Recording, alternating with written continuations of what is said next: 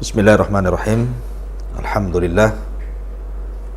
Asyukurillah. Wala hawla wala quwata illa billahi wa ba'du. Assalamualaikum warahmatullahi wabarakatuh. Saya Abu Humairah selaku pembina dan pengasuh Pondok Pesantren Tahfidz Al-Quran dan Bahasa Arab Pondok Pesantren Jabal Uhud yang terletak di lereng Bukit Tiban Kampung, Tiban Lama, Tiban Batam, Kepri, Kepulauan Riau. Alhamdulillah, pondok pesantren ini sudah berjalan hampir 3 tahun dan sudah ada ratusan santri yang sedang menghafal Al-Quran dan juga menguasai bahasa Arab dan membaca kitab. Dan mengingat keterbatasan gedung yang kami miliki karena banyaknya peminat santri-santri dari luar, bukan hanya dari Batam tapi juga dari Tanjung Pinang, bahkan dari luar Batam, Sumatera, Jawa, yang mereka berminat untuk datang ke tempat ini, belajar di tempat ini. Akhirnya gedung yang kami miliki tidak mencukupi dan memadai, maka insya Allah kami sedang membangun gedung pesantren yang kapasitasnya bisa mencapai ribuan, sekitar 2-3 lantai. Tetapi bagaimanapun kalau bukan karena Allah Subhanahu wa Ta'ala, kemudian kaum muslimin yang ikut berpartisipasi membangun pondok pesantren Tahfidz Al-Quran di tempat kami, tentu kami bukanlah siapa-siapa dan kami juga tidak bisa apa-apa. Semua karena pertolongan Allah Subhanahu wa Ta'ala, sehingga kami mengetuk hati-hati kaum muslimin untuk ikut menyumbangkan sebagian hartanya membantu pembangunan pondok pesantren bahasa Arab dan tahfidz Al-Quran untuk mencetak para generasi Al-Quran di masa yang akan datang. Nabi SAW bersabda, ma naqasa min malis sadaqah, ma naqasa min malis sadaqah, tidak mungkin berkurang harta yang disedekahkan, tidak mungkin berkurang harta yang disedekahkan. Subhanakallahumma bihamdika asyhadu an la ilaha illa anta astaghfiruka wa atubu ilaik. Assalamualaikum warahmatullahi wabarakatuh. Alhamdulillah wassalatu wassalamu ala Rasulillah wa ala alihi wa sahbihi wa mawalah wa la hawla wa la quwata illa billahi wa ba'du. Rabbi srah li sadri wa yassir li amri wahlul uqdatam min lisani yafqahu qawli, amma ba'du. Ma'asyiral muslimin, para pemirsa Jabal Uhud, alhamdulillah di malam hari ini kita kembali bisa duduk bermajelis ilmu walaupun lewat media Jabal Uhud, dan kita masih melanjutkan kisah seorang khulafaur rasyidin, manusia terbaik kedua setelah Rasul dan juga Abu Bakar, Umar ibn al-Khattab, Abu Hafsin al-Mulaqab bil Faruq. Ma'asyiral muslimin yang dimuliakan Allah Subhanahu wa Ta'ala, kita tahu bahwa Umar itu terkenal sangat membela sunnah Rasul. Umar ini orangnya cerdas, sangat cerdas, baik di masa jahiliyah ataupun ketika dia masuk Islam. Kecerdasannya diakui oleh para sahabat, bahkan turun wahyu dari Nabi SAW bahwa Umar itu seorang mulham, firasatnya kuat. Tetapi akal secerdas Umar ibn al-Khattab radhiyallahu an, apabila berhadapan dengan sunnah Nabi SAW, maka Umar akan menundukkan akalnya dan mendahulukan sunnah Nabi SAW. Suatu ketika Umar tawaf mengelilingi Ka'bah. Dalam sunnah tawaf itu ada mencium Hajar Aswad. Ketika dia hendak mencium Hajar Aswad, maka Umar ibn al-Khattab kemudian mengatakan kepada batu yang dulunya itu dari sorga, Hajar Aswad itu dari sorga, dulu warnanya putih, tapi karena banyak kesyirikan di bangsa Arab akhirnya menghitam, dan sekarang menjadi hitam karena banyaknya orang yang melakukan dosa. Lah walaupun Hajar Aswad itu berasal dari sorga, Tapi Umar mengatakan, wallahi inni la a'lamu annaka la tadur wa la tanfa. Falaula anni ra'aitu an-nabiyya sallallahu alaihi wasallam qabbaluka ma qabbaltuk. Wahai batu, aku tahu, aku paham kau ini hanya sekedar batu saja, tidak mendatangkan manfaat dan juga tidak bisa mencegah madarat. Kalaulah tidak aku melihat Nabi SAW mencium kamu, buat apa aku cium kamu? Lihat, Umar bin Khattab radhiyallahu an meletakkan akalnya di sini. Dan ini menunjukkan bahwa Hajar Aswad saja tidak mendatangkan manfaat ataupun madarat, apalagi hanya sekedar batu petir miliknya Ponari, makin gak ada manfaatnya. Apalagi batu akik, beberapa tahun ke belakang demam batu akik, sampai batu ulek pun dibuat batu akik. Subhanallah. Ya. Jadi dari sini pelajaran besar bahwa Umar itu tunduk dengan wahyu. Kalau Nabi SAW sudah melakukan, maka Umar melakukannya. Ini satu sikap Umar yang luar biasa yang perlu kita contoh. Yang kedua, ketika beberapa orang sudah mulai melakukan salat di pohon yang dulu di masa Nabi SAW, terjadi pembaiatan pertama, namanya Baiatul Aqabah. Ada pohon besar di situ. Rasul berbaiat di situ, membaiat para sahabat Nabi SAW. Baiatul Ridwan, Al-Quran membahasakan seperti itu. Lah di masa Umar bin Khattab ini, mulailah orang itu, mungkin bahasa kitanya, mencari jejak-jejak napak tilas Nabi SAW. Ada pula orang solat di situ. Kalau masuk masjid mungkin tahiyatul masjid ya. Lah kalau di pohon itu masa ada tahiyatul pohon kan itu kan. Lah orang sudah mulai solat di situ.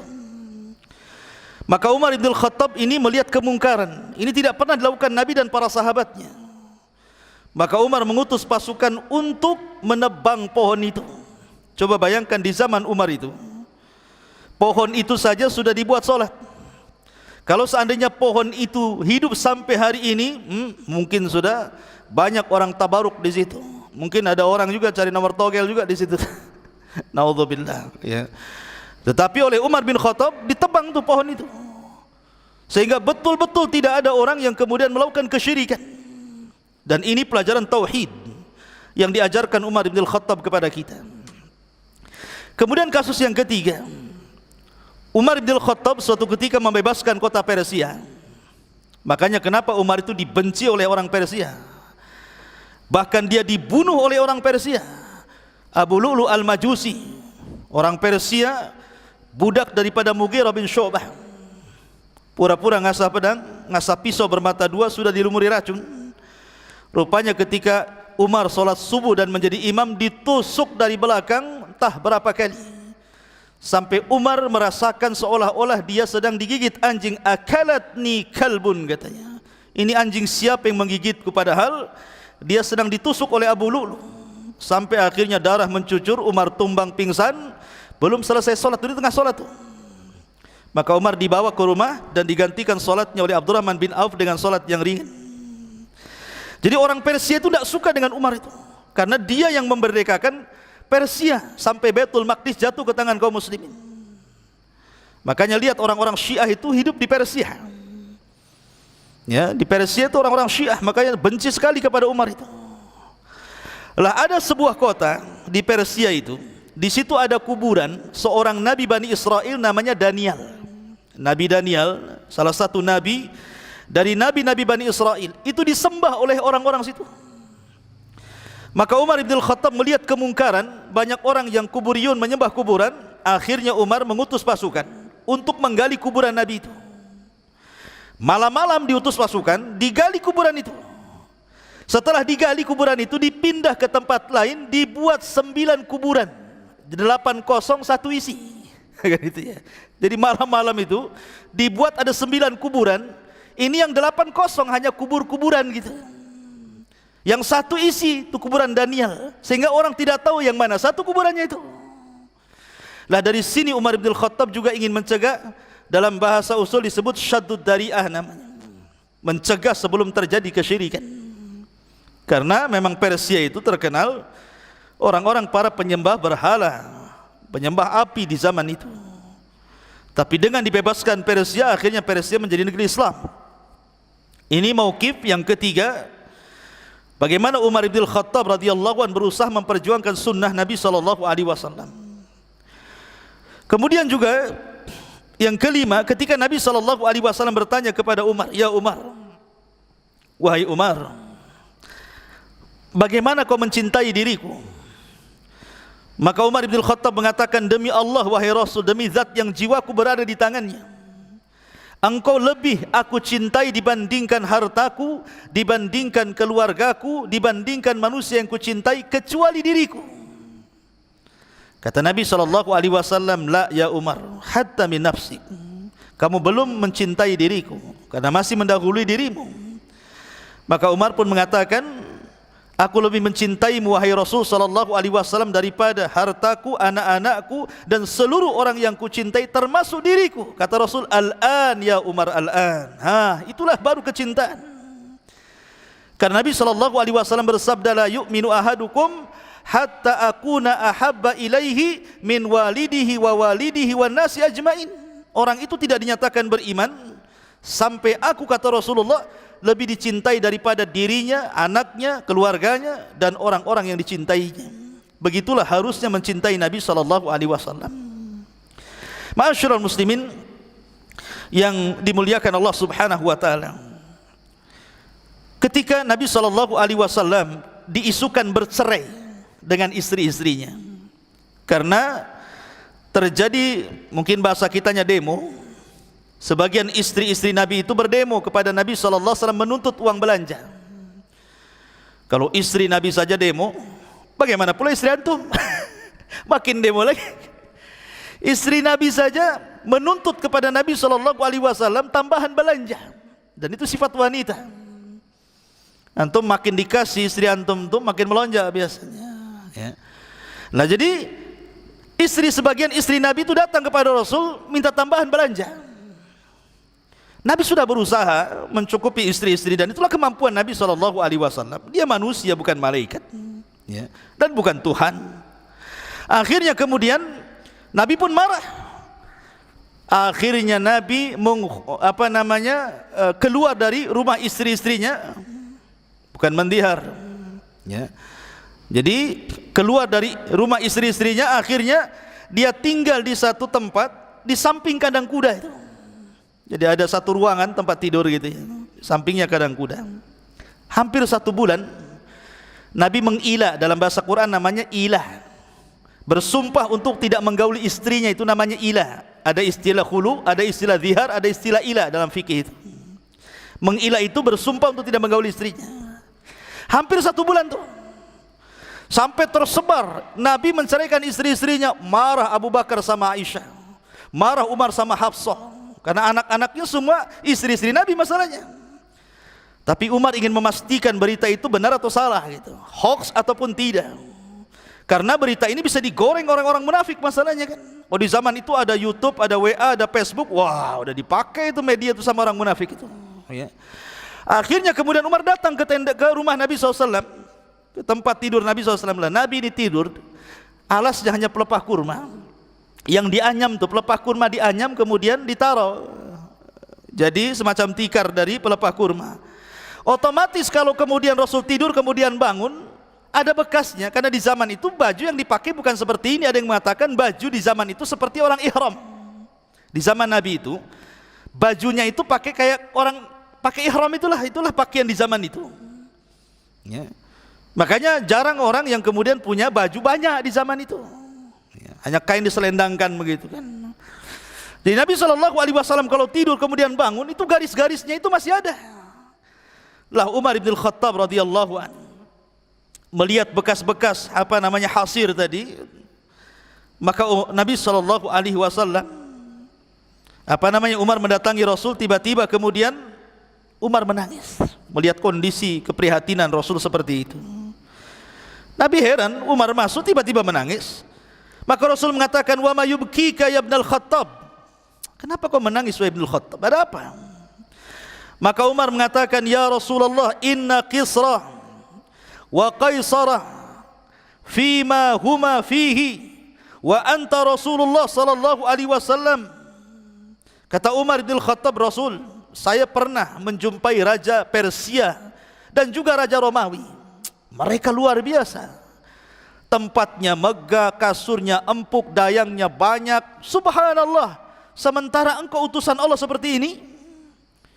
Maka Nabi SAW mengatakan, ya Umar, amma tarda an takuna lakumad dunya walakal akhirah. Umar, apakah kau ridha lebih meminta di dunia sementara di akhirat lebih baik dibandingkan dunia? Nanti ada masanya di mana Allah Subhanahu wa taala akan memberikan sesuatu yang jauh lebih megah, ma la ainun ra'at wala udhunun sami'at wala khatara ala qalbi bashar. Kenikmatan yang tidak bisa dilihat mata, didengar telinga, terlintas pun tidak. Itulah kenikmatan sorga, wahai Umar. Jadi Nabi menasihati, tapi lihat bagaimana Umar bin Khattab selalu memperhatikan Nabi SAW. Makanya wajar kemudian dia jadi orang kedua setelah Abu Bakar yang diajak musyawarah Nabi SAW. Karena perhatiannya luar biasa dan punya kecerdasan yang luar biasa. Bahkan syariat adzan, paham ya antum adzan? Adzan ini sebenarnya salah satu yang berjasa adalah karena mimpinya Umar. Dulu ketika datang ke kota Madinah, orang bingung macam mana mengumpulkan orang ke masjid karena belum ada azan. Maka sebagian sahabat mengatakan, Rasul, kita tiup trompet saja kalau datang waktu sholat. Ya.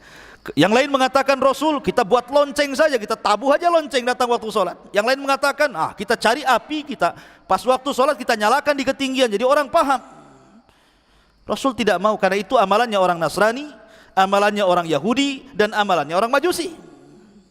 Akhirnya kemudian beberapa malam, dua sahabat dimimpikan dijumpai oleh malaikat Jibril dan diajari azan. Pertama Umar bin Khattab, yang kedua Abdullah bin Zaid. Jadi Abdullah bin Zaid mimpi berjumpa dengan malaikat. Kemudian malaikat itu mengajari lafaz-lafaz azan yang kita kenal hari ini. Kemudian setelah itu juga Umar juga mimpi yang sama.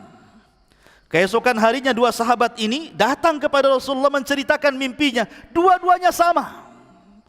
Maka melihat kesamaan mimpi itu, apalagi yang bermimpi Umar bin Khattab dan itu sebuah kebaikan, maka Rasul mengatakan kepada Bilal, "Qum ya Bilal fa'adzin." Bangkit wahai Bilal, azanlah. Maka kemudian Bilal diajari lafaz azan, lafaz yang dimimpikan Umar bin Khattab dan Abdullah ibn Zaid. Dan itu menjadi sebuah syariat sampai hari ini kan. Lafaz azan ya seperti itu, kecuali orang Syiah. Ya, orang Syiah itu ada tambahan dalam azannya. Ya. Ada tambahan di ujung sebelum takbir. Ma'asyiral muslimin yang dimuliakan Allah Azza wa Jalla. Kemudian juga di antara sikap Umar bin Khattab karena cintanya dengan Nabi SAW, Umar pernah menangis gara-gara Rasul menceritakan tentang kisah dia masuk ke dalam surga. Dan ini sudah saya ceritakan di muqaddimah. Jadi Nabi SAW itu melihat ada satu istana di surga ketika peristiwa Mi'raj itu. Istana itu terbuat dari emas, karena bahan baku surga itu emas sama perak saja. Jadi ini ada bangunan besar, istana terbuat dari emas. Kemudian Nabi SAW setelah dijelaskan bahwa itu istananya Umar, penasaran Rasul itu, ingin mendekati dan masuk ke dalam istana itu. Belum sampai masuk, ya, masih menuju istana, dilihatnya ada bidadari di situ. Ada seorang wanita yang sangat cantik sekali sedang berwudu. Maka Nabi SAW menundukkan pandangannya. Bayangkan, ini di sorga loh ya. Di sorga itu semua halal, tidak ada yang haram di sorga itu, dan tidak dilarang melihat wanita di sorga itu. Tapi Nabi menundukkan pandangan ini, menunjukkan apa? Nabi ingin mengajarkan kepada kita tentang ghaddul basar. Kemudian Rasul tidak jadi, balik lagi. Setelah keluar dari sorga, kemudian setelah peristiwa itu dia memanggil Umar bin Khattab dan mengatakan, "Ya Umar, inni ra'aitu jannataka." Aku melihat surgamu wahai Umar. Kata Umar bin Khattab, bagaimana sifatnya? Kata Nabi SAW, sebenarnya aku ingin masuk ke dalam surgamu, ke dalam istanamu, tapi terhalang dengan bidadarimu. Maka aku pun tidak jadi karena aku malu denganmu.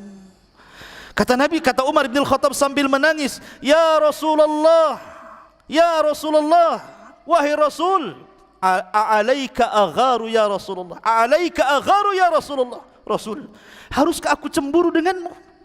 Haruskah aku cemburu denganmu? Ini kan wanita di sorga. Lain kalau istri kita di dunia kan itu ya diganggu orang ya cemburu. Ini kan wanita di sorga. Haruskah aku cemburu denganmu? Sambil menangis Umar bin Khattab radhiyallahu anhu di hadapan Nabi sallallahu alaihi wasallam. Masya Allah itu. Cintanya Umar luar biasa kepada Nabi sallallahu alaihi wasallam. Ya. Makanya Umar tidak pernah meninggalkan Nabi SAW. Sampai ketika wafatnya, dia mengatakan kepada Abdullah putranya, Abdullah bin Umar, tolong sampaikan kepada Aisyah, tolong sampaikan kepada Aisyah, jangan katakan dari Amirul Mukminin. Aku sudah bukan Amirul Mukminin, katakan dari Umar bin Khattab. Bisa enggak aku dikuburkan di samping Rasulullah? Kata Aisyah radhiyallahu anha, sebenarnya tempat itu untukku, tapi karena yang meminta Umar bin Khattab, maka aku izinkan. Sampai meminta dikubur itu di samping Nabi juga. Saking cintanya Umar bin Khattab ingin tetap menjadi sahabat Rasul, sampai akhirnya kuburan itu ya berjejer, kuburan Rasul, kuburan Abu Bakar, kuburan Umar gitu ya. Sampai sekarang. Ya, jadi Rasul dulu, kemudian agak mundur sedikit Abu Bakar, kemudian agak mundur lagi Umar bin Khattab radhiyallahu anhu. Intinya bahwa kecintaan Umar kepada Nabi SAW luar biasa. Luar biasa, kalau kita ceritakan masih panjang. Dan bagaimana akhlak Umar bin Khattab yang tawaduknya, zuhudnya, takutnya dia kepada Allah. Ketika dia menjadi khalifah, orang yang paling dicintai manusia. Padahal sebelumnya orang takut kalau jadi khalifah. Tapi setelah jadi khalifah terbalik. Dulu dia orang yang paling keras, setelah jadi khalifah dia orang yang paling lembut. Dulu orang yang paling keras, tapi setelah jadi khalifah orang yang paling lembut. Dan Umar berhasil menguasai dunia, karena memang kekhilafahannya cukup lama, hampir 10 tahun. Beda dengan Abu Bakar hanya 2 tahun, sehingga Umar bin Khattab berhasil mengembangkan Islam, hampir menguasai separuh dunia ketika itu. Inilah diantara, enggak usah lama-lama, ini bahasanya kulibas, kuliah 17 menit. Subhanakallah bihamdika, asyhadu an la ilaha illa anta astaghfiruka wa atubu ilaik. Allahu ta'ala alam. Assalamualaikum warahmatullahi wabarakatuh.